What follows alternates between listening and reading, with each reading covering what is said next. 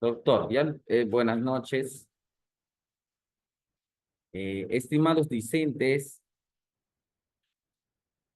muy buenas noches. Es preciso informar algunas recomendaciones respecto a la ejecución de la presente actividad. Es importante señalar que para la ejecución de la conferencia virtual hay que tomar en cuenta lo siguiente: tener un servicio estable de Internet y de preferencia por cable. Debe ingresar con un solo dispositivo electrónico. Usted registrará el ingreso y posterior su salida indicada, por lo que se estará terminantemente prohibido salir, abandonar o reingresar. El expositor dará su inicio a su exposición y antes de finalizar observará las preguntas que usted formule. En el desarrollo de la conferencia se le pide silenciar su micro y cámara. En cuanto al registro de la asistencia, cabe señalar que el registro de asistencia es en hora exacta, desde las 6:30 hasta las 7 de la noche, horas, a través de su plataforma del sistema de gestión académica, el cual usted tiene acceso mediante su DNI y su clave respectiva. Se recomienda ver el instructivo de registro de asistencia adjunto que se le envió junto a la resolución, el cual se dio por notificado su admisión dentro de esta conferencia. La marcación es en hora exacta, bajo responsabilidad de cada usuario, el no registro de la misma, el cual, de no realizarlo, no tendrá derecho a certificación.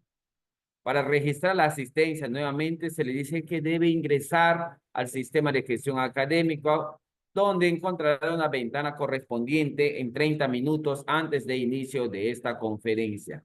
En cuanto a la salida, el registro de asistencia de salida también es en hora exacta. Desde las 8:30 hasta las 8:45 estará habilitado el registro de su asistencia de salida a través de la plataforma del sistema de gestión académica, que usted tiene acceso por medio de su DNI y su clave respectiva.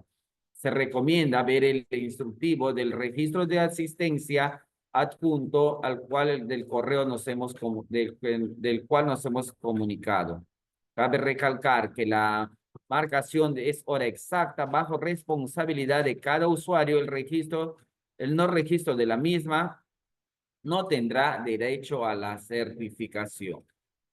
Para registrar la asistencia de salida, debe ingresar nuevamente al sistema desde las 8:30 hasta las 8:45 en la hora indicada. Una vez culminado a las 8:45, el sistema se cerrará automáticamente, no habiendo la opción de realizar reapertura en el sistema centralizado por parte de la Academia de la Magistratura. En cuanto a la certificación de la conferencia virtual, con relación al pago para la certificación, cada discente deberá verificar en el sistema de gestión académica su respectiva asistencia registrada del momento de ingreso y de salida de la conferencia programada, y posteriormente realizará su pago tal como lo señala en la convocatoria a un mes de realizada la conferencia, acercándose al Banco de la Nación y o a través del aplicativo Pagalo.p, verificar la convocatoria e instructivo de pago para que se ha adjuntado dentro de la convocatoria y los requisitos para proceder a descargar la certificación. Estando ya las indicaciones señaladas, procederemos a realizar la actividad en esta noche. Muy buenas noches, nuevamente, señoras y señores magistrados y auxiliares de justicia del Perú. El quien les habla es el abogado Eduardo Álvarez Santillán, coordinador de la Academia de la Magistratura de la sede de Loreto. A nombre de nuestra prestigiosa institución, les extendemos un cordial saludo y le agradecemos su valiosa participación en esta sesión virtual. Continuando con nuestro programa del ciclo de conferencias que organiza esta sede, en esta oportunidad tenemos el tema a abordar titulado La teoría y determinación de la pena según el Acuerdo Plenario 01-2023. Tenemos el honor de presentar a un distinguido profesional que enriquecerá nuestro entendimiento en un área de suma trascendencia para la administración de justicia. Nos referimos al abogado Hagler Luis Manuel Caballero Mego, doctor en Derecho, maestro en Derecho de Convención en Ciencias Penales por la Universidad Nacional de la Amazonía Peruana. El doctor Caballero Mego cuenta con una destacada trayectoria como haber participado en certámenes académicos.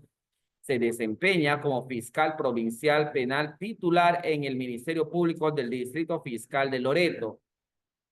Es docente principal y asociado de la Academia de la Magistratura en el programa de actualización y perfeccionamiento. Autor de influyentes publicaciones sobre el inicio del cómputo de plazo de prescripción en el delito de la omisión de asistencia familiar, control de constitucionalidad sobre el deber fiscal de incoar el proceso inmediato, entre otros. En esta oportunidad, el doctor Caballero Mego nos presentará un tema de real importancia en nuestra labor jurisdiccional, titulada La teoría y determinación de la pena según Acuerdo Plenario 01-2023. Dada la complejidad y la actualidad de los desafíos que enfrentamos en estos tiempos, estoy convencido de que su perspectiva será de gran utilidad para el ejercicio de nuestras funciones. Les recordamos, señoras y señores magistrados, así como auxiliares de justicia, que podrán formular sus interrogantes y comentarios a través del chat al finalizar la exposición, los cuales serán atendidos por nuestro conferencista durante esta jornada de hora y media. Sin más preámbulos, con el respeto y la admiración que merece su investidura, demos la cálida bienvenida al virtual al doctor Hagler Luis Manuel Caballero Mego. Doctor, el estrado virtual es suyo. Muchísimas gracias. Bien, muchas gracias, Eduardo, por la presentación. Bueno, y de antemano quisiera, por favor, si me confirman si me pueden escuchar. Eduardo, ¿me puedes escuchar, no? Claro, sí se escucha, doctor. Perfecto, muchas gracias. Bien, en primer lugar, agradecer la gentil invitación de la Academia de la Magistratura para disertar en esta tarde el tema bueno, gentilmente, ¿no? Se nos ha invitado a poder exponer sobre la teoría y determinación de la pena según el Acuerdo Plenario 1-2023. En segundo lugar, agradecer al, a los participantes que a estas horas, después de una jornada laboral exhaustiva, imagino, no están conectados a esta hora, ¿no? Y de antemano agradecerles por escuchar. Bien, es importante señalar de que el tema de la determinación de la pena, específicamente este tema que se va a disertar el día de hoy, ha sido o va a ser también, ya de antemano lo digo, un curso de actualización que se va a dictar en agosto. Ya anteriormente se ha dictado y se ha quedado unas ideas, se ha desarrollado, se ha ampliado. Primero se ha comenzado a desarrollar desde un punto de vista teórico, ¿correcto? Y segundo, desde un punto de vista operativo. Esto porque en el desarrollo o en la aplicación de la determinación de la pena al caso en concreto, surge la problemática que el Acuerdo Plenario 1-2023 no ha podido determinar todos los supuestos, toda la problemática que se presenta en la aplicación de la realidad, ¿no? Cuando te vas a una audiencia de control de acusación o cuando el juez al momento que va a determinar la sentencia hay determinados supuestos que todavía no se han definido. Entonces, del Acuerdo Plenario 1-2023, que lo que ha tratado es justamente de abarcar esta problemática, estos supuestos, y dar solución, se ha visto necesario, o la Corte Suprema ha visto necesario justamente por la problemática que se ha venido suscitando, la expedición de un posterior acuerdo plenario extraordinario, el 7 de abril de este año, del año 2025, el acuerdo plenario extraordinario 2-2024, que regula determinados supuestos y que se está aplicando a nivel nacional. Entonces es importante establecer esa correspondencia, se entiende o podemos entender de que tiene que existir una correspondencia entre la doctrina jurisprudencial establecida en el Acuerdo Plenario 1-2023 y lo establecido en el Acuerdo Plenario Extraordinario 2-2024. Entonces, es importante tener esto claro para poder comprender. Pero la exposición se va a basar primero en establecer algunos conceptos básicos que es necesario tenerlos en cuenta y luego desarrollar la determinación de la pena en sí, esto es en base al sistema de tercios o al sistema escalonado, y hacer referencia a las novedades que nos ha traído el Acuerdo Plenario Extraordinario 2024 de este año. Entonces,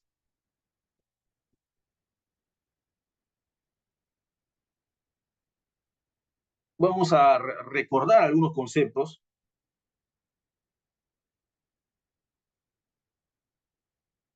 que es importante tenerlos bien claros, tenerlos presentes para poder entender todo este tema de la determinación de la pena y el tema de la dosimetría penal.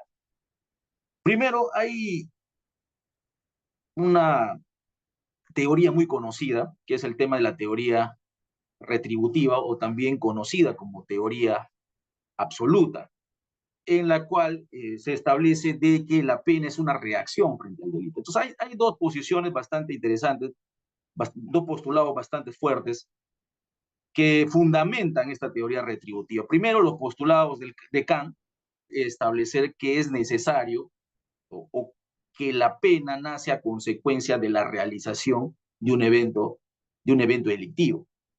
Y el segundo, el postulado de Hegel, en el que establece que el derecho debe ser restablecido ante la negativa de la negación del delito. Es decir, lo que fundamenta la teoría retributiva o a la teoría absoluta es la necesidad de sancionar, la necesidad de castigar, más allá de buscar fines utilitarios o fines de prevención o fines de resocialización. En contraposición a la teoría retributiva, se habla de la teoría de la prevención general y especial, que conocemos como teoría relativa de la pena.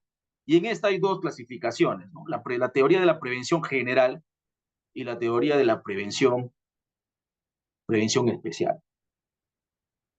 En la prevención general, la norma actúa como un factor intimidante.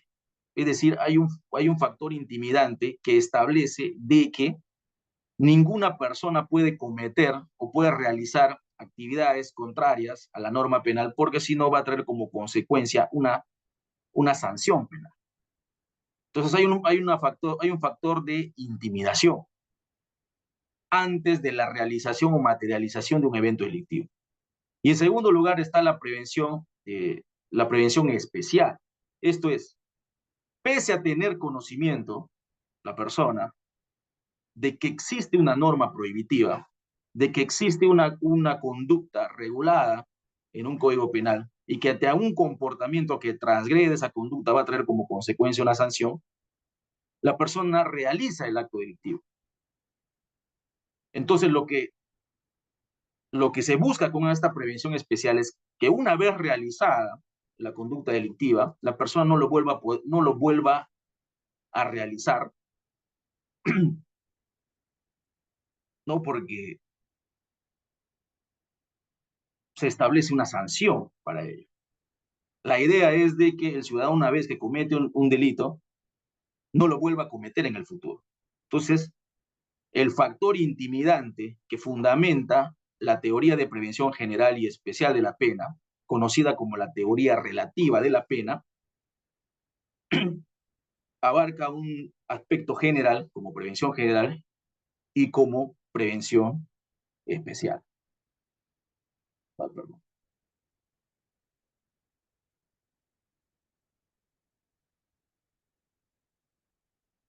Seguidamente hay una teoría ecléctica que combina estas dos, ¿no? Una teoría de la unión, que no se puede, o que un sistema normativo, sobre todo nuestra legislación peruana, no puede optar netamente por una teoría retributiva, una teoría absoluta, ni tampoco por una teoría relativa o teoría de prevención general o especial, sino que regula, que se sustenta o que se fundamenta en una teoría de la unión o una teoría ecléctica, es decir, que abarca postulados compatibles de la teoría relativa y postulados compatibles con la teoría retributiva.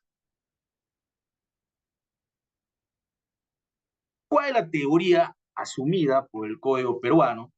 Según el profesor Bramo, establece que nuestro código penal peruano se identifica con la teoría de la unión, es decir, hay postulados de la teoría retributiva, es decir, la necesidad de sancionar a una persona, pero esto no se agota ahí, sino que se necesita de una teoría relativa, porque justamente la necesidad utilitaria que se materializa al sancionar a una persona. No se sanciona netamente por sancionar, sino lo que se busca con la sanción es justamente buscar la resocialización. Y se establece justamente esta teoría ecléptica o esta teoría de la unión en la identificación de la prevención general, por ejemplo, en el artículo 1 del título preliminar del Código Penal, en la retribución en la determinación judicial, cuando se hace referencia al artículo 8, el título preliminar, y en una prevención especial en la ejecución penal regulado en el artículo 9 del título preliminar. Ahora, ¿qué establece la doctrina mayoritaria? En este caso también la doctrina española, cuando nos hace referencia no solo a la existencia de la teoría absoluta o teoría retributiva, sino a la teoría relativa o de prevención general especial, sino que también nos habla de una teoría comunicativa de la pena. Esto es, de que la finalidad de la pena es justamente comunicar valores morales y normas sociales. Fomenta el diálogo, el conocimiento, el cuestionamiento de la norma, y con ello lo que más allá de castigar, de sancionar por sancionar, como busca la teoría absoluta, en la posición de Hegel como negación del delito, la pena como negación del delito, y más allá de buscar una resocialización y evitar la realización de conductas delictivas en futuro, como fundamenta la teoría relativa, el fundamento de la teoría comunicativa es justamente comunicar, poner en conocimiento a las personas de las normas y valores sociales que deben guiar o que deben regular la conducta o el desenvolvimiento de una persona en la sociedad. Bueno, luego de hacer referencia a la teoría absoluta, a la teoría relativa, y que estamos yendo hacia una teoría comunicativa de la pena, es importante conocer cuál es el fin de la pena. Y el Código Penal se decanta por la teoría de la unión, como se ha mencionado, y en los artículos 1 y 4, el título preliminar, claramente nos hacen referencia al tema de la resocialización, ¿correcto? Y ahí se materializa o se pone en evidencia la teoría relativa o la teoría de la prevención, tanto general como especial.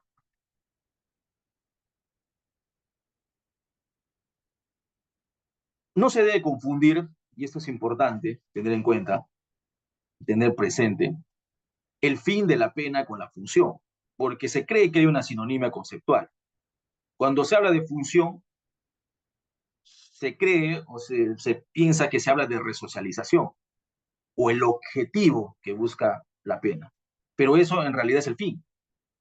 Y la función está referida al medio, a los medios de cómo logras conseguir tus objetivos.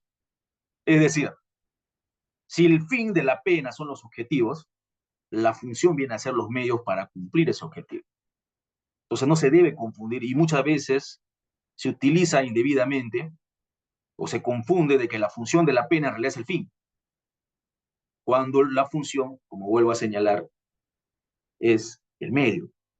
Y lo que busca el medio es restablecer la vigencia de la norma. Responde la pregunta de que por qué existe la pena.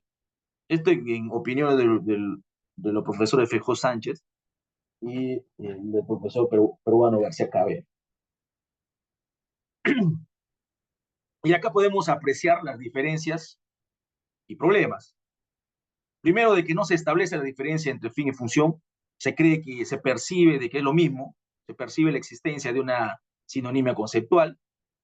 En realidad existe una diferencia y esta diferencia se materializa en que el fin de la pena se refiere al objetivo, propósito, mientras que la función está relacionada a los medios y efectos concretos para justamente lograr ese fin, ¿no? Hay una relación de medio a fin, en la cual la función es el medio y el fin es el objetivo.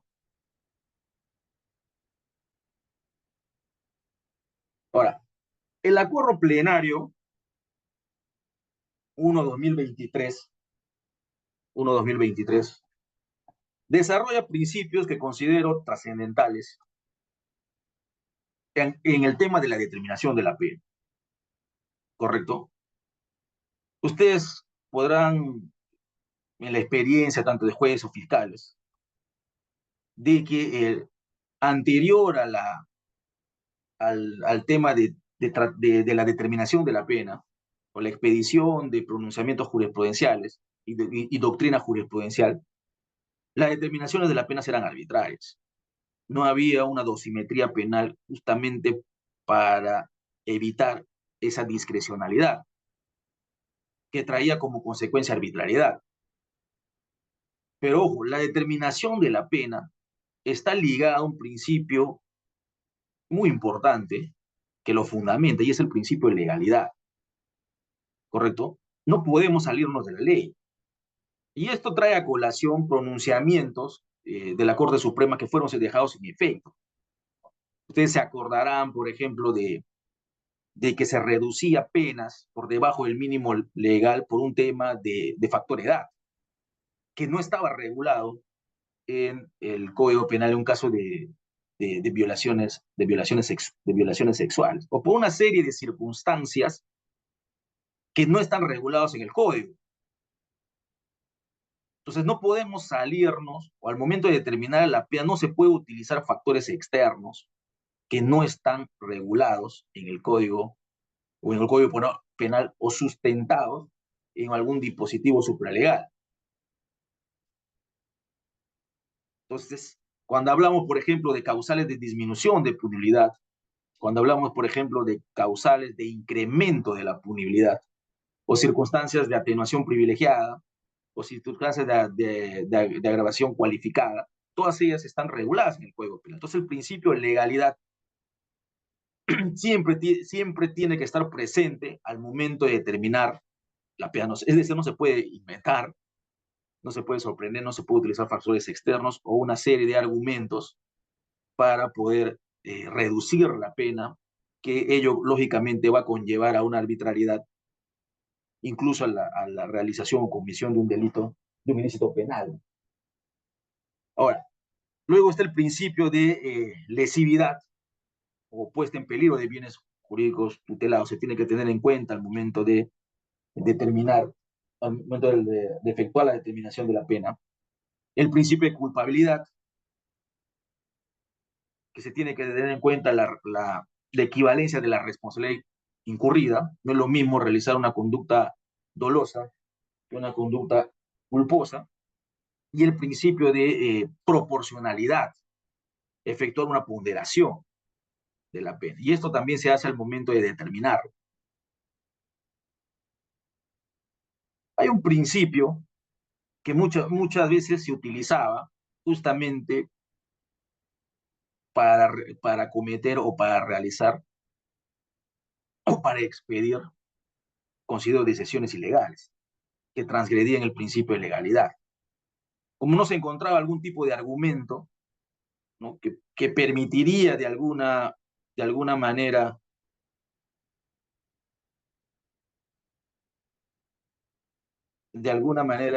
rebajar la pena por debajo del mínimo legal, se alegaba mucho el principio de humanidad, que por el principio de humanidad lo que una pena, la pena combinada establecía una pena mínima de 12 años, por el principio de humanidad llegaba a 4 y lo suspendía. En el acuerdo plenario 1/2023 se deja zanjado ese tema y se establece de que el principio de humanidad no puede ser no es aplicable al derecho penal sustantivo, mucho menos a la determinación de la pena, sino que pertenece con mayor propiedad al derecho penitenciario, en la cual se establece que por el principio de humanidad, por ejemplo, la pena debe ser objetivamente revisable, que debe ofrecerse al interno una expectativa o esperanza realista, atendiendo al fin, ¿no?, al fin resocializador que tiene la pena. El procedimiento para recuperar la libertad debe ser predeterminado. La decisión liberatoria debe tener en cuenta la evolución individual y el reo debe recibir de manera voluntaria, no forzar el tratamiento adecuado a sus características y necesidades para favorecer dicha evolución. Es decir, todos estos aspectos que son desarrollados por el Acuerdo Plenario 93 por la Corte Suprema nos dejan claramente establecido de que no se puede utilizar el principio de humanidad para rebajar la pena por debajo del mínimo legal como se solía hacer, que era una mala práctica que con esta posición acertada en el acuerdo plenario se deja zanjado el tema. No se puede utilizar el principio. El principio de humanidad es para temas de derecho penitenciario, pero no para el tema de determinación de la pena regular en el derecho penal sustantivo. Ahora, ¿cuáles son las etapas de la determinación de la pena? Primero, la identificación de la pena conminada. Todo tipo penal tiene un límite, tiene un mínimo y tiene un máximo. Por ejemplo, el delito de robo simple, que tipifica el artículo 188 del Código Penal, tiene como sanción combina una pena privativa de libertad no menor de 3 ni mayor de 8, ¿no?, ni mayor de 8 años. Es decir, tiene una pena mínima y tiene una pena máxima. Pero hay tipos penales que solamente tienen una pena máxima. Por ejemplo, el delito de parricidio establece no mayor de 15 años. ¿Cuál es el margen o cuál sería el marco punitivo como pena combinada para poder justamente identificar como primera etapa dentro de la determinación de la pena? Serían los 15 años como pena mínima y los 35 años como pena máxima. Ya una vez identificada la pena combinada, ya se podrá establecer si aplicaremos el sistema de tercios, el esquema operativo, sistema de tercios, o el sistema escalonado. Luego está la individualización del marco concreto en el sistema de tercios, ¿no? Primer tercio, segundo tercio y tercer tercio. Esto en el entendido de que estamos ante un delito que no tenga circunstancias de agravación específicas. Si no tiene circunstancias de agravación específica, como lo vamos a ver más adelante, se opta por el sistema de tercio. Pero si el delito tiene circunstancias de agravación específicas, se tiene que optar por el esquema operativo del sistema escalonado.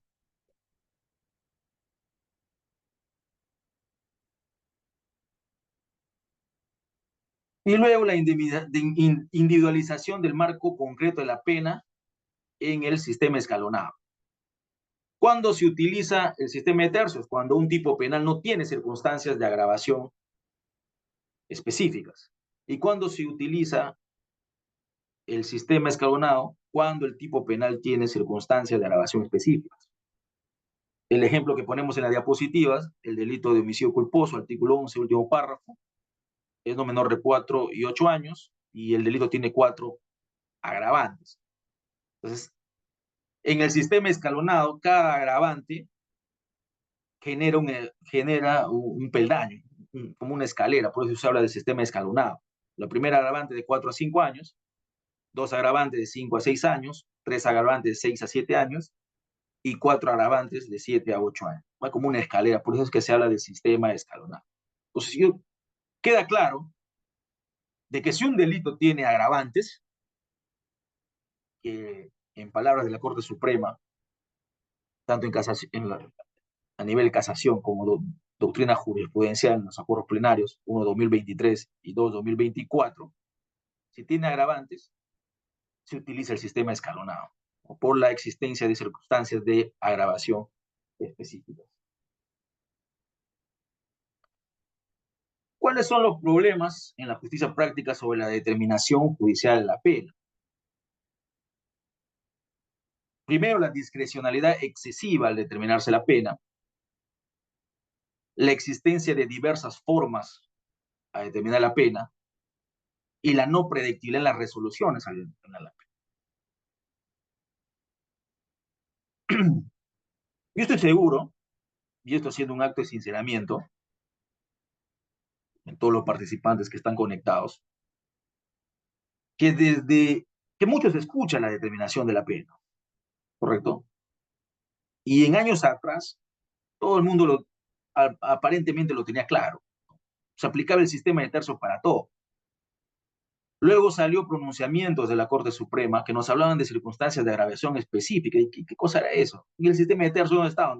O sea, con la, con la expedición o con la nueva dosimetría penal en base al esquema operativo del sistema escalonado, lo que el sistema de tercios era aplicado para todo, esto trajo confusiones, ¿correcto? Trajo confusiones que al final no sabías en qué momento aplicar el tema de las circunstancias de agravación específica y en qué momento se tenía que aplicar el sistema de tercios. Y actualmente mucha gente, muchos operadores judiciales aún todavía no lo tienen claro. Entonces es importante que esto quede claro. De repente algunos lo conocen muy bien, ya están familiarizados con el tema, pero hay algunos operadores que aún todavía no les queda claro este tema, ¿no? Pese a la expedición ya de 2 acuerdos plenarios que les había mencionado. Entonces, esta problemática en realidad es real, porque muchas veces en un distrito judicial se aplica la determinación de la pena en tal sentido, y en otro distrito fiscal o distrito judicial se aplica de otra manera o de diferente manera.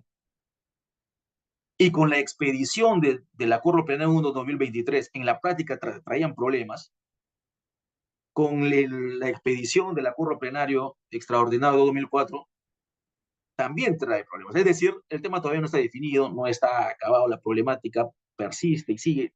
Y justamente esa es la finalidad, de que se contribuya a través de esta doctrina jurisprudencial a la predictibilidad. Es decir, un fiscal tiene que utilizar esta doctrina jurisprudencial y con mucha mayor razón el juez al momento de resolver, por ejemplo, una prisión preventiva en el tema de la pronosis de pena o al momento de efectuar un control de acusación en la etapa intermedia o al momento de expedir una sentencia condenatoria. ¿Cuáles son los casos en que debe aplicarse el sistema de tercios y el sistema escalonado?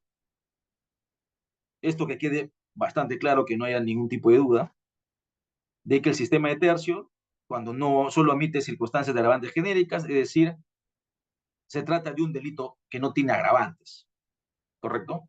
No, es un delito que no tiene agravantes. Y el sistema escalonado, cuando se aplica, cuando el delito exige la concurrencia de agravantes específicas para su configuración. Ejemplo clásico, el delito de robo agravado, que incluso es utilizado para graficar de manera operativa, de manera práctica, el cálculo o la dosimetría penal, la determinación de la pena en un determinado caso. Entonces, esto debe quedar claro. La aplicación del sistema de tercios ante un delito base que no tiene agravantes y el sistema escalonado la concurrencia de agravantes específicas para su configuración.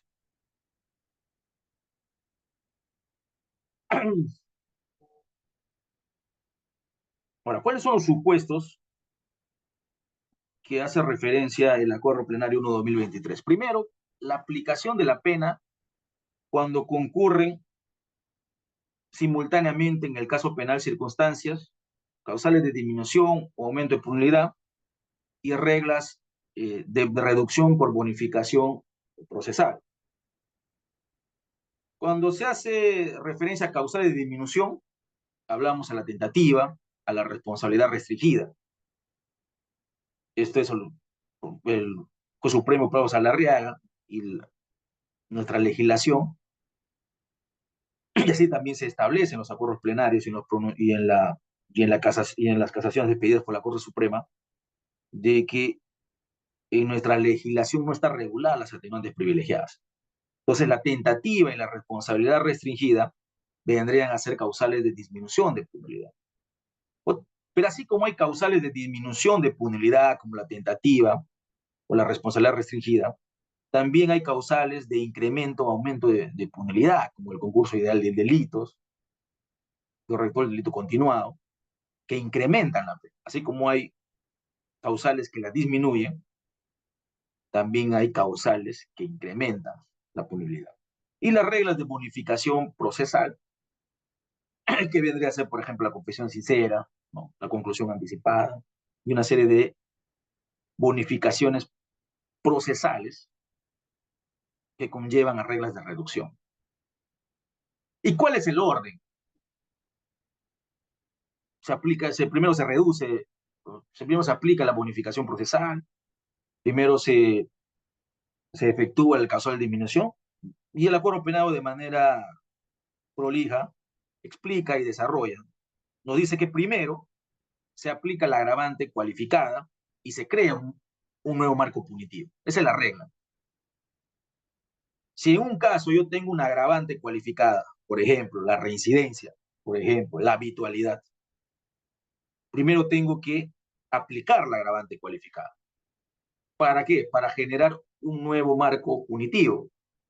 ¿Es correcto?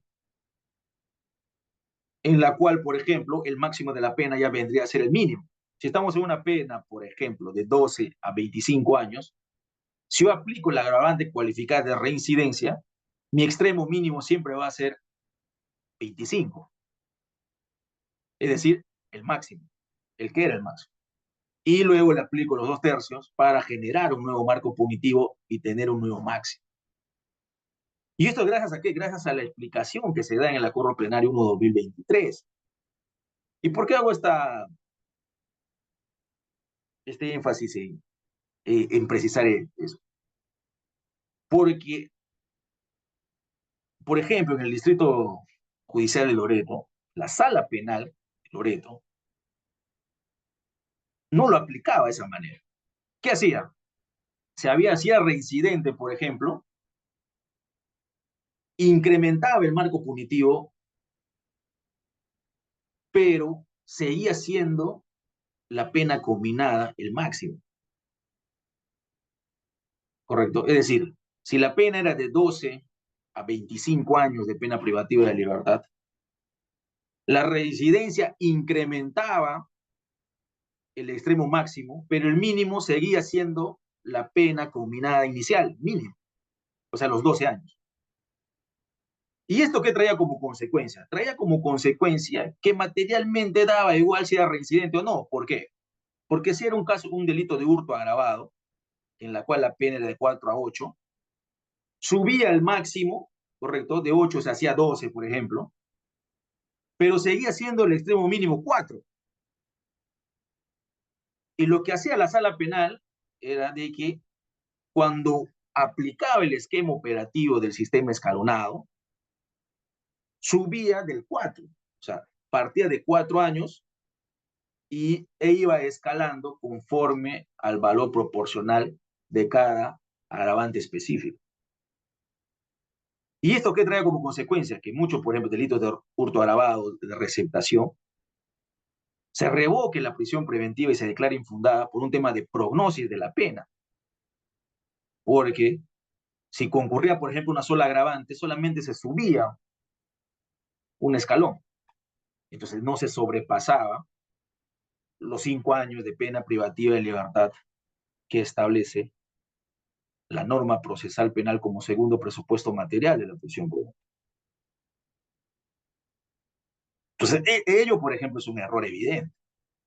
Entonces, yo conversaba en ese tiempo que me desempeñaba como en la Fiscalía Superior, participábamos en la audiencia de apelación, quedaba igual que sea reincidente o no, porque igual iba a partir de 4.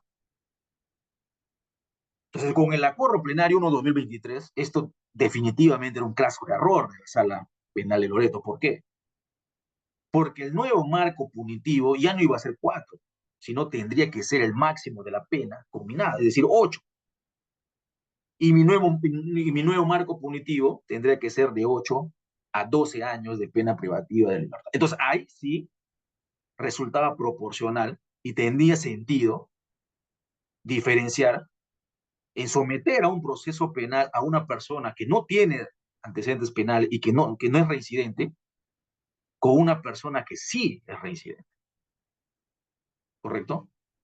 Entonces, dentro de la aplicación o el orden para la determinación de la pena, se aplica primero la agravante cualificada y se crea un nuevo marco punitivo, en la cual el máximo de la pena combinada es el nuevo mínimo del nuevo marco punitivo. Segundo, luego de aplicar la agravante cualificada, que puede ser reincidencia, que puede ser habitualidad, se aplica la causal de disminución de punibilidad y se fija el monto a reducir en 1/3, de acuerdo a la concurrencia de qué causal de disminución de punibilidad se trata, al extremo máximo y al extremo mínimo. Y como estamos, en tercer lugar, como estamos ante un delito que tiene circunstancias de agravación específica, se aplica el esquema operativo escalonado. Y en cuarto lugar, o por último, se aplica la regla de reducción por bonificación procesal. Ese es el orden que de manera prolija, de manera operativa, lo desarrolla el acuerdo plenario 1-2023 y que en verdad sirve bastante para poder tener bien en claro cuál es el orden al momento de establecer o tratar de establecer el quantum, la pena.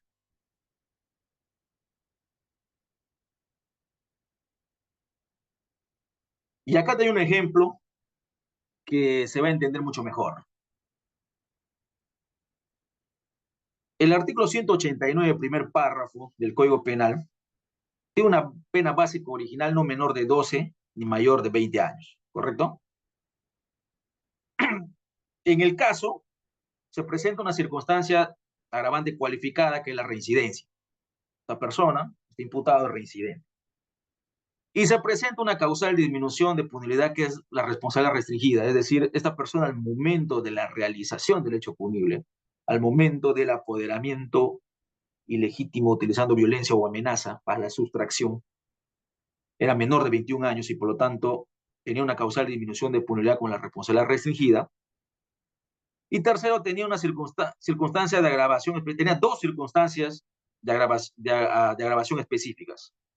Haber realizado la conducta delictiva a mano armada y realizarlo con pluralidad, pluralidad de agentes.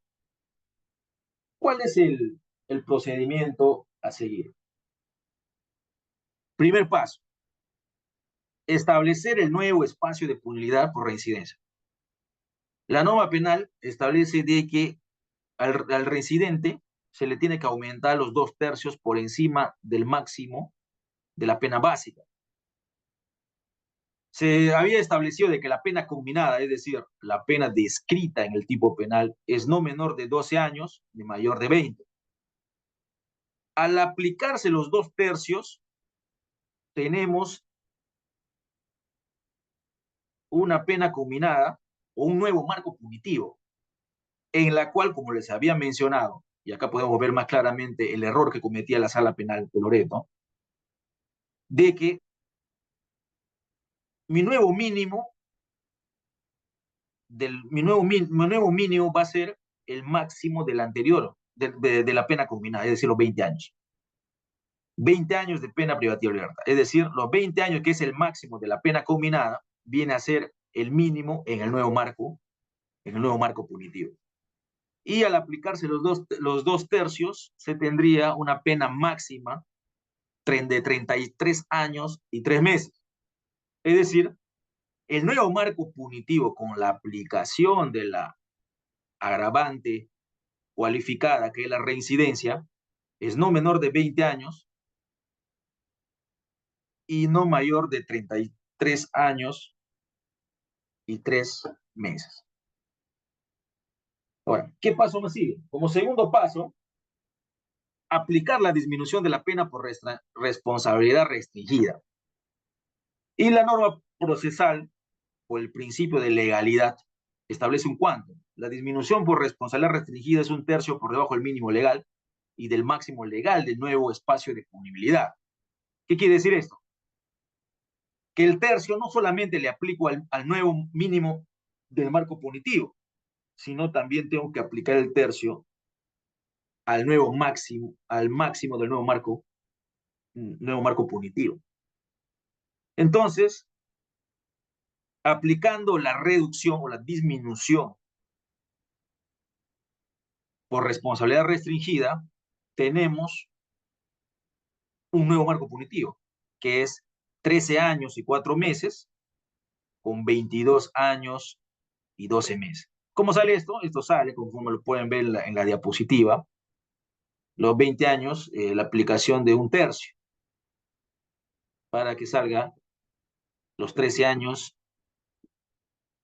y 4 meses. Asimismo, la aplicación de un tercio a los 33 años y 3 meses, como la operación aritmética que está en la diapositiva. Entonces, el nuevo marco punitivo vendría a ser 3 años y 4 meses y un máximo de 22 años y 2 meses. Ahora, ¿cuál es el tercer paso? Aplicar el esquema operativo de tipo escalonado. ¿Y cómo se saca esto? Se había señalado de que con la aplicación o con la disminución de un tercio por la causal de disminución de punibilidad de responsabilidad restringida, tenemos un nuevo marco punitivo, se resta los 13 años y los 22 años y 3 meses menos los 3 años y 4 meses y sale y da como resultado 8 años y 8 meses. Hay una resta.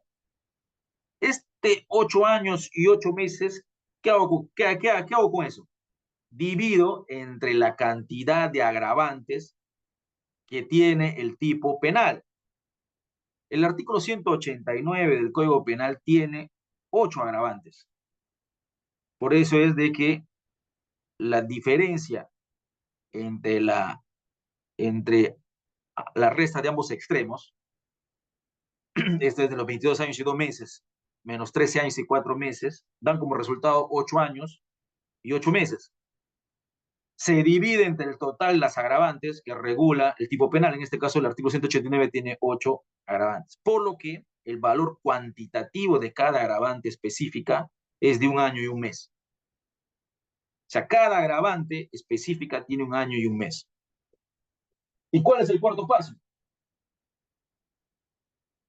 Asignar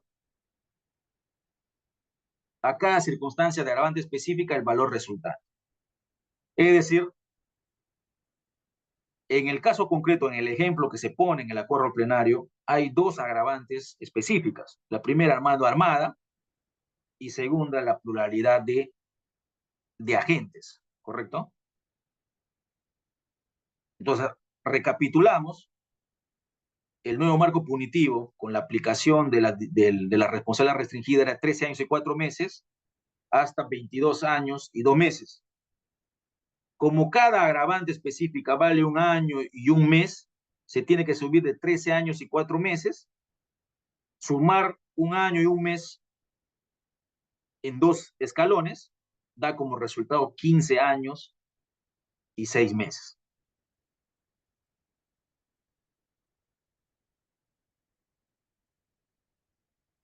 Pero esto no queda ahí, ¿por qué? Porque en el caso en concreto también hay una reducción por bonificación procesal. ¿Y cuál es esa bonificación procesal? La conclusión anticipada del juzgamiento. Y lo que establece la norma procesal es que por conclusión anticipada del juzgamiento, la reducción es no mayor a un séptimo.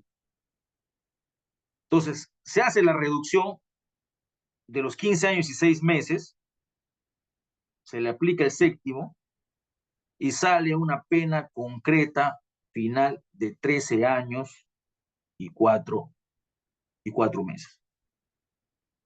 En este caso, como ustedes pueden advertir, hay la presencia de una agravante cualificada, que es la reincidencia. Hay una causal de disminución de punibilidad, que es la responsabilidad restringida.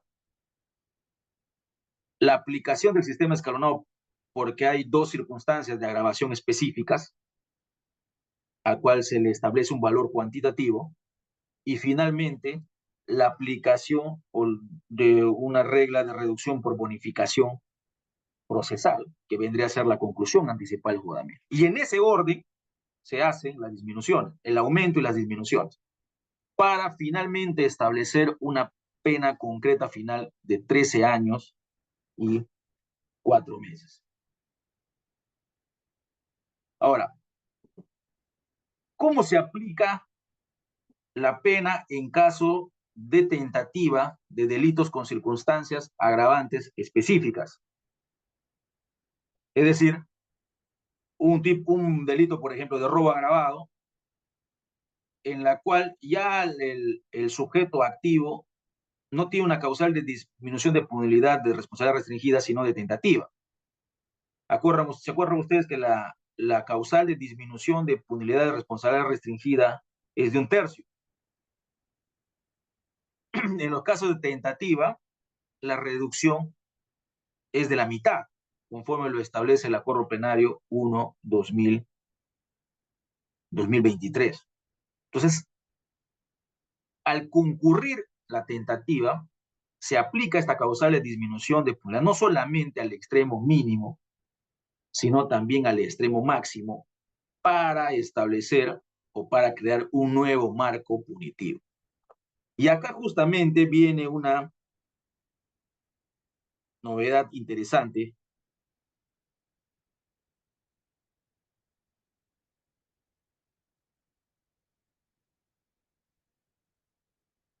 que nos trae el Acuerdo Plenario Extraordinario 2/2024, de fecha 7 de abril de 2025.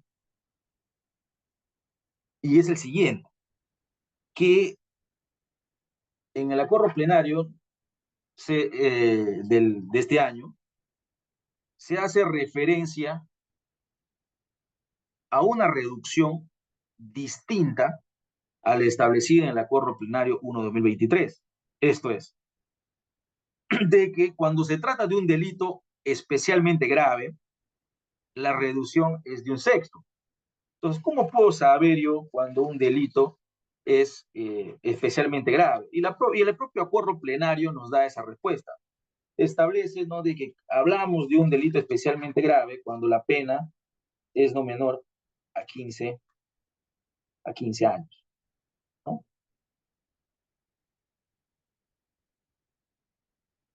No menor de 15 años. En el fundamento 25 del acuerdo plenario extraordinario 2024, se dice, ¿no?, que, por ejemplo, los delitos especialmente graves son la cadena perpetua, la pena privativa de libertad no menor de 25 y la pena privativa de libertad no menor de 15 años. Entonces, si estamos ante un delito especialmente grave que tiene circunstancias de agravación específica y en la cual concurre la causal de disminución de punibilidad, que es la tentativa, la reducción es de un 1/6. Y cuando estamos ante delitos graves, esto es, que tiene una pena no menor de 8 años de pena privativa de libertad hasta 15 años, la reducción por la causal de disminución de punibilidad es de 1/3. Y cuando estamos ante delitos menores graves que tienen una pena privativa de libertad mínima menor de 8 años,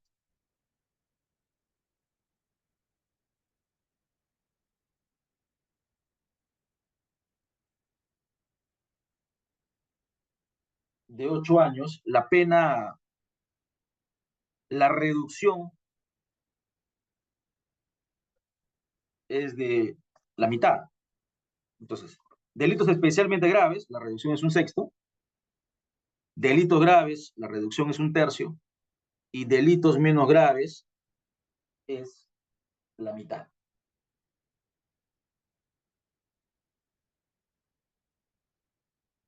A ver, un segundo, creo que se dejó de compartir. Ya, ahora sí. Ahora, hay posiciones eh, encontradas en esta situación particular. Muchos dicen, ¿no? O se aplica lo que establece el Acuerdo Plenario 1/2023, que establece la mitad, o se tiene que aplicar lo que dice el Acuerdo Plenario extraordinario 2024, en base a la diferenciación de delitos especialmente graves, o delitos menos graves. Entonces, muchos dicen, no, hay que aplicar el Acuerdo Plenario 2023. Otros dicen, no, se tiene que seguir la reducción que hace referencia el Acuerdo Plenario del año 2025. La posición que tengo es verdad que esto se debe complementar, ¿correcto? Y creo que es la solución más razonable. No establecer diferenciaciones donde básicamente no la hay. No es que la reducción de la mitad haya sido derogada, perdón, haya sido modificada o haya sido cambiada. En realidad la reducción de la mitad persiste, pero esta se da justamente en delitos menos graves. Y la reducción del sexto y la reducción del tercio sirve o ayuda para la determinación de la pena cuando estamos justamente ante delitos especialmente graves.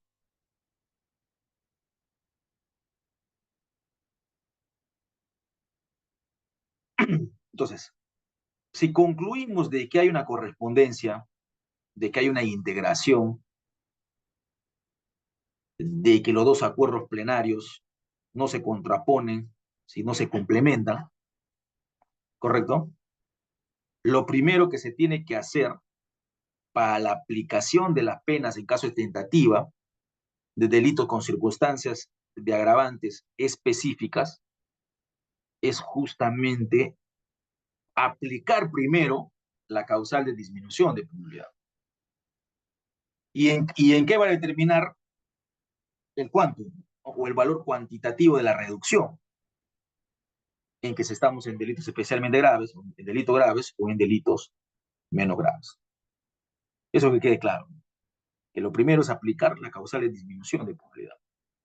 En segundo lugar, se aplica el esquema operativo escalonado, porque estamos ante circunstancias agravantes específicas. No estamos ante un delito tipo base, en la cual se aplica el sistema de tercio. Y seguimos con el ejemplo del robo agravado.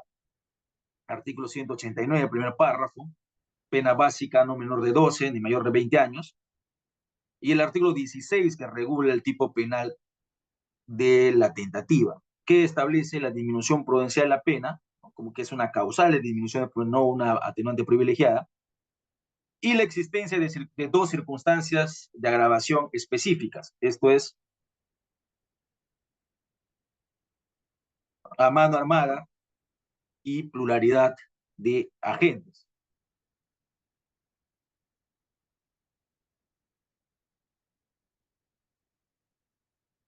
Se logra ver la diapositiva, ¿no? Me están siguiendo, ¿no? ¿Correcto? Sí, doctor. Ah, correcto. Muy bien, perfecto. Entonces, ¿cuál es el primer paso? Habíamos señalado de que se disminuye en una mitad la pena máxima original en ambos extremos punitivos. Ahora, ¿siempre se va a disminuir la mitad? Y la respuesta es no. ¿Por qué? Porque se complementa con el Acuerdo Plenario Extraordinario 2/2024 que establece que cuando es un delito especialmente grave, es un sexto, que cuando es un delito grave, es un tercio, y que cuando es un delito menos grave, aplicarás la mitad. ¿Lo aplicas solamente al mínimo? No, lo aplicas también al extremo máximo, es decir, a ambos extremos punitivos. En este caso, el delito de robo agravado es un delito grave, ¿no? Porque para que sea especialmente grave tiene que ser 15 años para arriba. Y para que sea grave, tendría que ser mayor a 8, ¿no? Entonces, el nuevo espacio de punibilidad con la aplicación de la mitad de la pena máxima básica original, en el entendido de que estaríamos ante un delito menos grave, para la reducción de la mitad, sería, crearía un nuevo marco punitivo. La pena combinada de 12 años a 20 años, con la reducción de la mitad, sería 6 años y 10 meses. Vuelvo a reiterar, en el entendido de que estamos ante un delito menos grave, porque conforme al acuerdo penal, la reducción de la mitad es ante un delito menos grave. Entonces, la pena combinada sería de 6 a 10 a 10 años, con la reducción de la mitad en ambos extremos. Y se crea un nuevo marco punitivo. ¿Cuál es el segundo paso? Se aplica el esquema operativo de tipo escalonado. ¿Y cómo se saca esto? Sencillo. ¿Qué hago? Resto el extremo máximo menos el extremo mínimo. 10 menos 6, 4 años. ¿Y luego qué hago? Estos 4 años los divido entre el total de agravantes que regula el tipo penal. En el caso del delito agravado, el artículo 189 tiene 8 agravantes. Resto los 4 entre 8 y me sale un valor cuantitativo de 0.5. Es decir, cada agravante específica tiene un valor cuantitativo de 0.5. En el caso concreto, ¿cuántas circunstancias de agravación específicas hay? Hay dos. A mano armada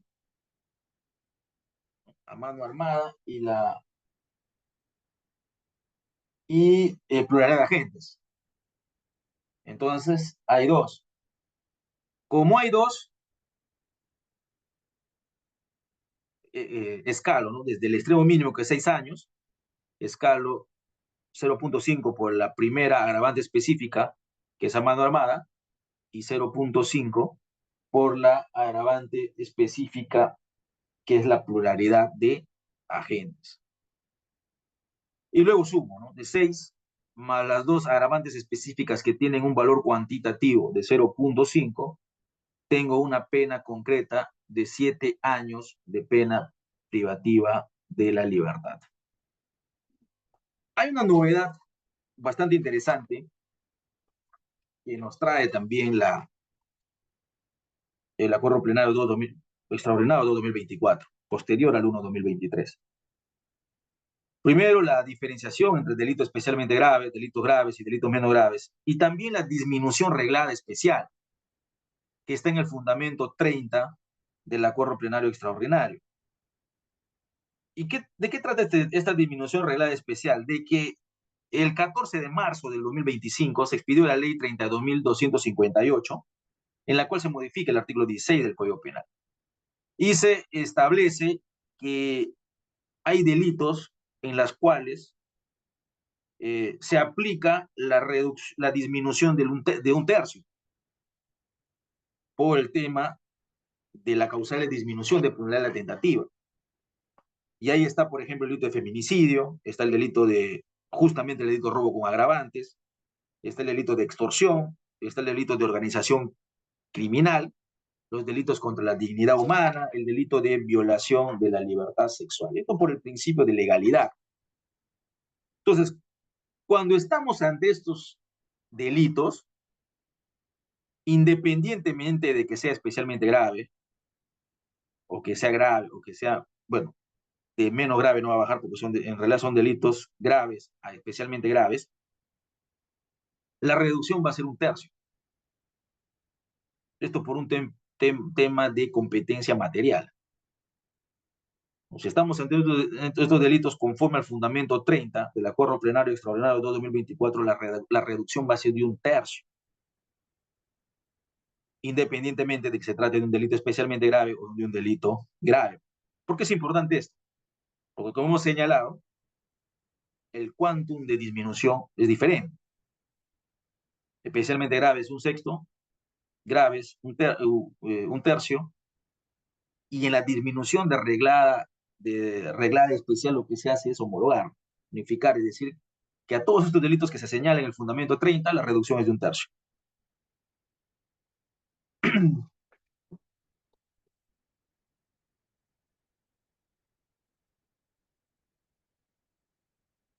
¿Cuál es otra regla de que nos habla el Acuerdo Plenario 1/2023? La aplicación de una pena privativa de libertad temporal en delitos sancionados con cadena perpetua, al concurrir circunstancias atenuantes, causales de disminución de punibilidad o reglas de reducción por bonificación procesal. Y lo que se establece es que si concurre alguna de ellas, se establece o se reemplazará por una pena privativa de libertad temporal de 35 años, ¿no? Por la concurrencia ya sea de una circunstancia atenuante, de una causal de disminución de punibilidad o algunas reglas de reducción por bonificación procesal.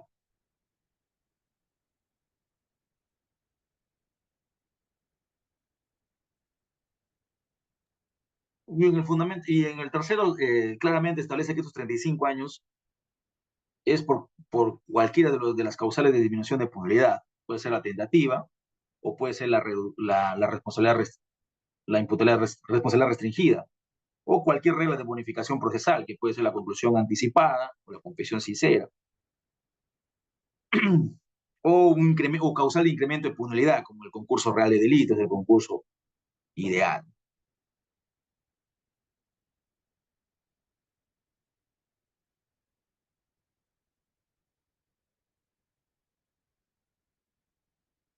Ahora, ¿cuáles son las aplicaciones excepcionales de reglas de reducción por bonificación procesal de origen supralegal? El Acuerdo Plenario 1/2023 nos habla de la regla de reducción de bonificación procesal, hay un valor cuantitativo que se establece de 1/4 de la pena concreta, una reducción de 1/4. Y acá ustedes podrán apreciar, tutores, estimados, lo que les había mencionado, ¿no? La correspondencia o el complemento que tiene que existir o que se puede permitir entre el Acuerdo Plenario 1/2023 y el Acuerdo Plenario 2/2024.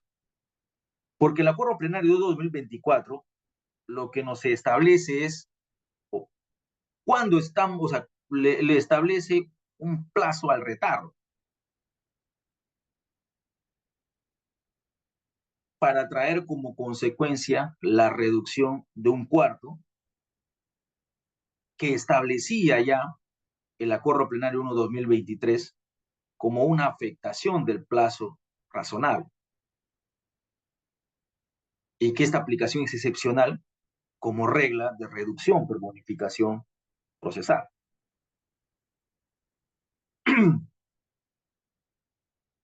Y establece una diferenciación bastante didáctica y bastante interesante, que incluso ya acá en el Distrito Fiscal de Loreto se aplica en algunos casos.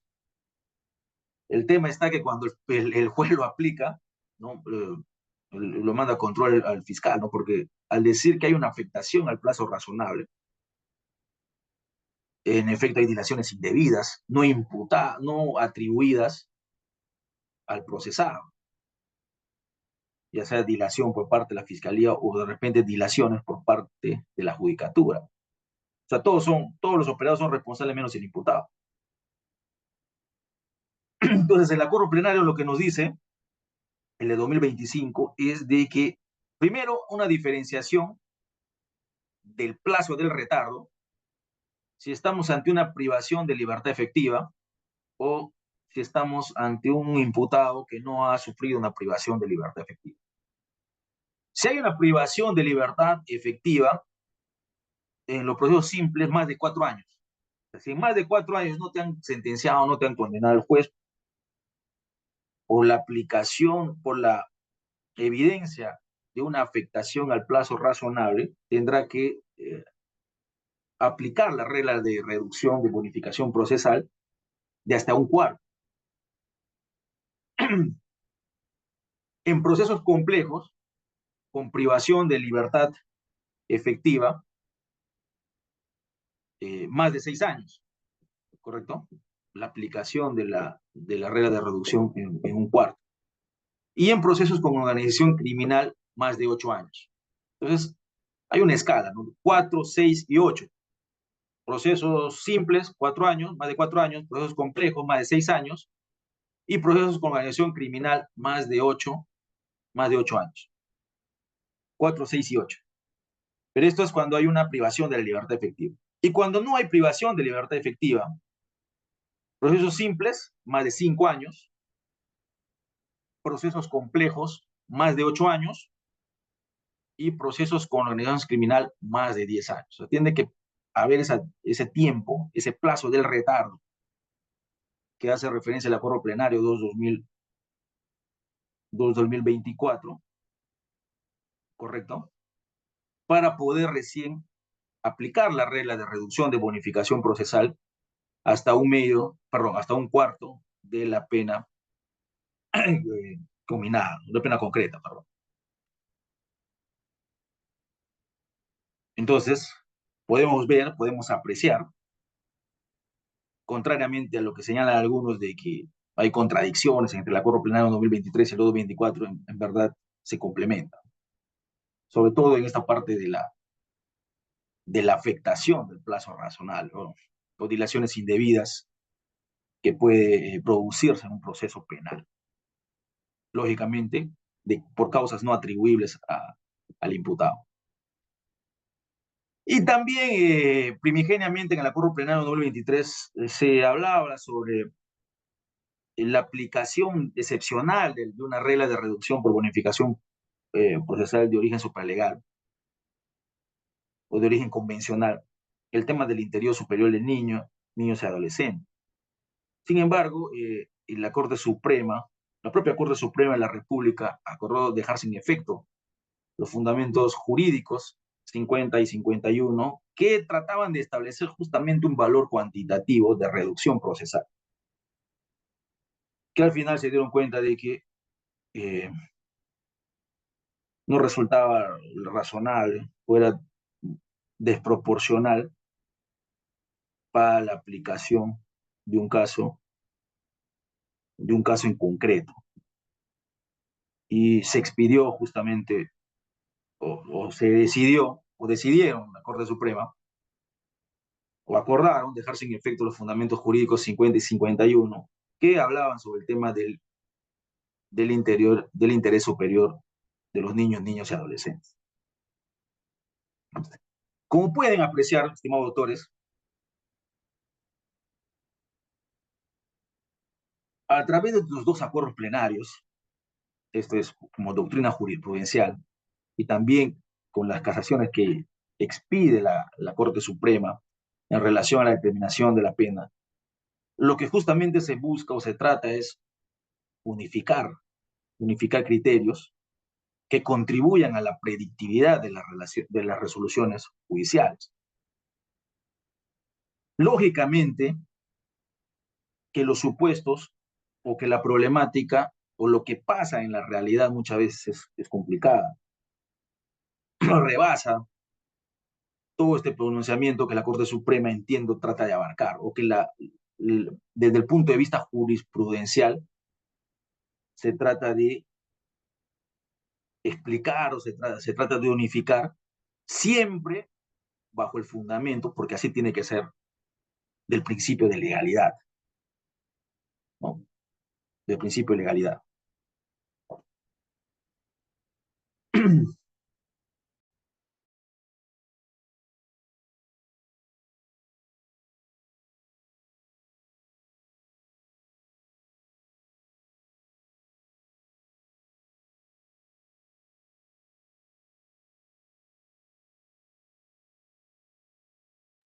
Muy bien. Entonces, como les he mencionado,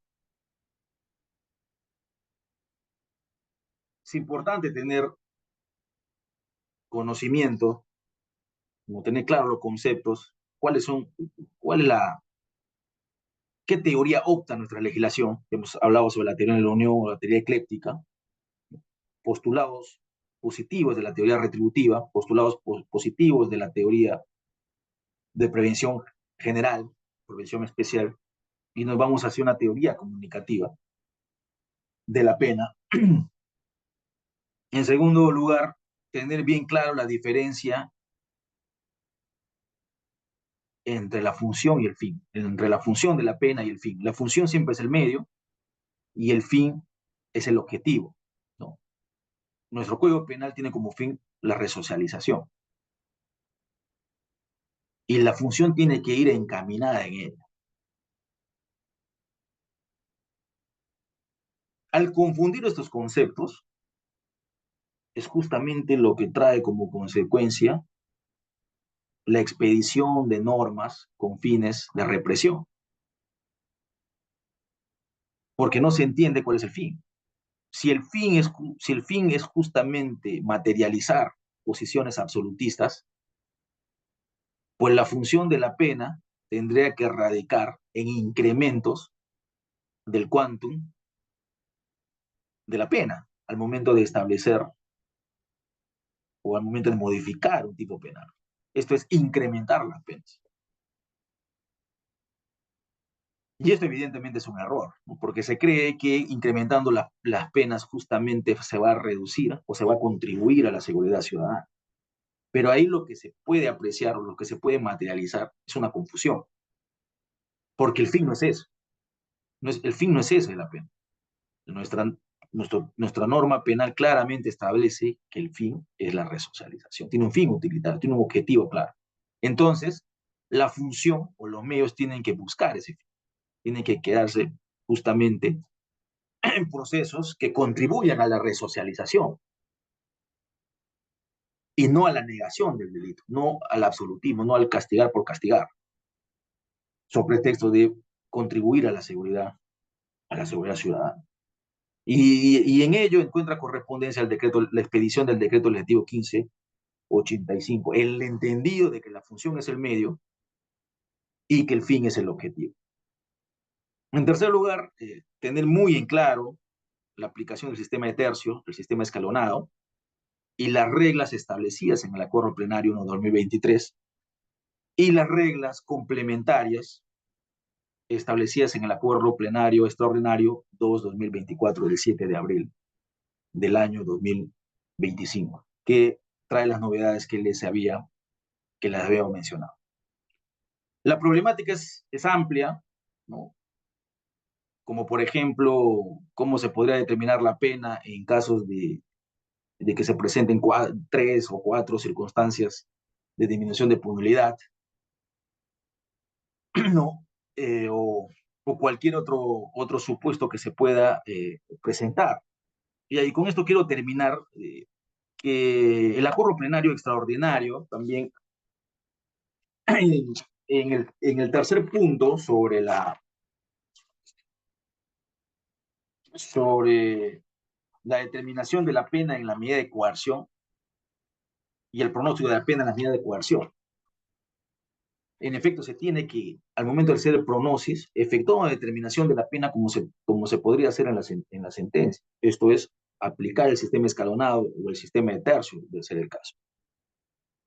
Y hay una afirmación importante que hace la Corte Suprema, que les comparto en esta noche, de que, por ejemplo, ¿no? Con la expedición del decreto legislativo 1585, se habla, por ejemplo, de la posibilidad de suspensión de la pena de 8 años, con requisito, ¿no? Que sea menor de 25 y que no tenga antecedentes. Y la Corte Suprema hace un razonamiento bastante interesante. Y dice, por ejemplo, en ese supuesto, para que se pueda decir que se ha superado el pronósis de la pena y declarar fundada una medida de coerción personal gravosa como la prisión preventiva, la probabilidad o el pronóstico de la pena tiene que tratarse de una pena que va a ser efectiva.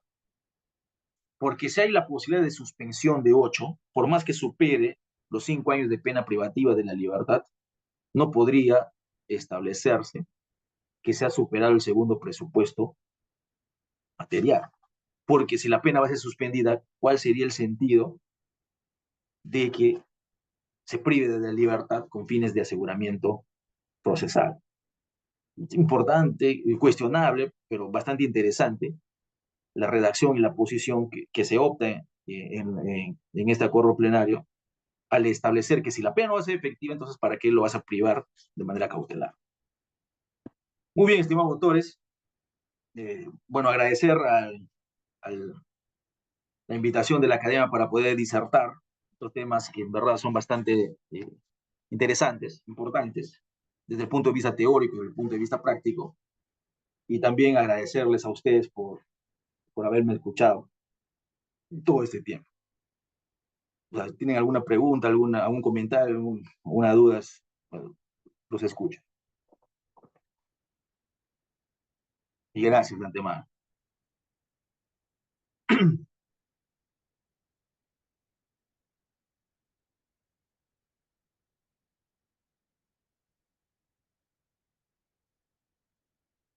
Los estimados discentes tendrán alguna interrogante, alguna pregunta hacia el ponente. Levanten la mano, por favor.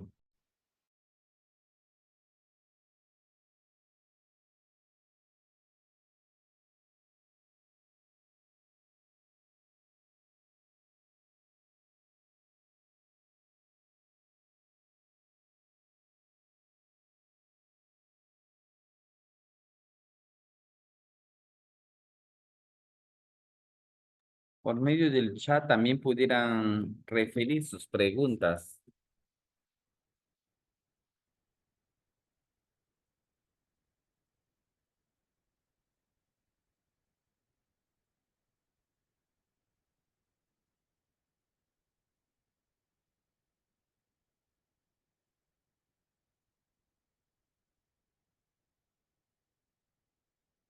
Bien. Entonces, doctor, no habiendo más preguntas, ¿cuáles serían sus conclusiones de la conferencia de la actividad de esta noche? ¿Nos puede mencionar sus conclusiones? Sí, bien, muchas gracias, Eduardo. Bien, como les había mencionado, es importante eh, tener bien claro qué teoría adopta nuestro, nuestro, nuestro Código Penal, nuestra legislación. Les había mencionado que adopta la teoría de la unión, postulados positivos de la teoría retributiva y postulados positivos de la teoría relativa o la teoría de prevención general y especial. La diferencia sustancial entre fin de la pena y función de la pena, hay una relación de medio a objetivo, en la cual la función es el medio y el fin es el objetivo, la utilidad resocializadora que establece nuestro Código Penal. En tercer lugar, los aportes o las directrices que establece el Acuerdo Plenario 1/2023, no solamente desde el punto de vista teórico, sino también desde el punto de vista operativo, la aplicación del sistema de tercios cuando es un tipo penal base y la aplicación del sistema escalonado, el esquema operativo escalonado, cuando se trata de un delito con agravantes, que la doctrina y que la jurisprudencia le da el nombre de circunstancias de agravación específica. Y el acuerdo plenario nos habla de reglas, cuáles son las reglas, cuál es el orden en su aplicación, ¿correcto? ¿Cuál es el orden en su aplicación? Y el valor cuantitativo de cada reducción, porque se tiene que saber, por ejemplo, cuando estamos ante una causal de disminución de punibilidad, esto es la tentativa, la responsabilidad restringida, causales de incremento de la punibilidad, concurso ideal, concurso real, delito continuado, cuando estamos ante circunstancias de agravación cualificadas, reincidencia, habitualidad, y establecer que nuestra legislación por el principio de legalidad no regula las agravantes privilegiadas. No se creía que la tentativa de la agravante privilegiada, ya queda claro con estos acuerdos plenarios 1-2023 y 2-2024 que son causales de disminución de punibilidad. Es más, no solamente queda zanjado de que son causales de disminución de punibilidad, sino que la Corte Suprema, en estos dos acuerdos plenarios que constituyen doctrina jurisprudencial, les establece un valor cuantitativo. Delitos especialmente graves, un sexto de reducción; delitos graves, un tercio de reducción; y delitos menos graves, la mitad de la reducción.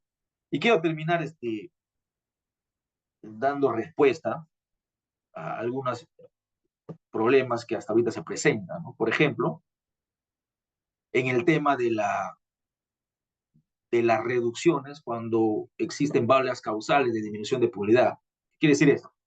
Por ejemplo, en un caso concreto, vamos poniendo un ejemplo claro: un delito de hurto agravado, pena de 4 a 8. Da la casualidad de que el sujeto activo presenta 3 o 4 causales de disminución de punibilidad o bonificación de reducción procesal. Presente, por ejemplo, tentativa; presente responsabilidad restringida; una conclusión anticipada del proceso; o un error de tipo vencible. Es decir, varias causales de disminución de punibilidad. Hay un juez superior trujillano, Taboa Pilco, que establece o hay un pronunciamiento a nivel superior, de sala superior, no de la Corte Suprema, de que tendría que aplicarse de manera sucesiva cada causal de disminución. Es decir, tendría que yo reducir un tercio, un sexto, la mitad o un tercio o tentativa; tendría que reducir nuevamente un tercio por responsabilidad restringida; tendría nuevamente que reducir un tercio por un error de tipo vencible, o por la concurrencia de cualquier otra causal de disminución de punibilidad. Eso es lo que algunos piensan, ¿no? Yo particularmente no comparto esa posición, porque la Corte Suprema lo que ha establecido es que cuando hay varias concurrencias de causales de disminución de punibilidad, se tiene que optar por el que el mayor lo reduce. Es decir, si la tentativa lo reduce más, tendría que aplicarse eso y no las otras. O sea, es decir, una aplicación excluyente. Y eso ya lo ha desarrollado la Corte Suprema ante la concurrencia plural, simultánea, de varias causales de disminución de punibilidad. Y bajo esa premisa, o sea, bajo esa interpretación, se podría también hacer lo contrario, ¿no? Porque puede presentarse varias causales de incremento de punibilidad.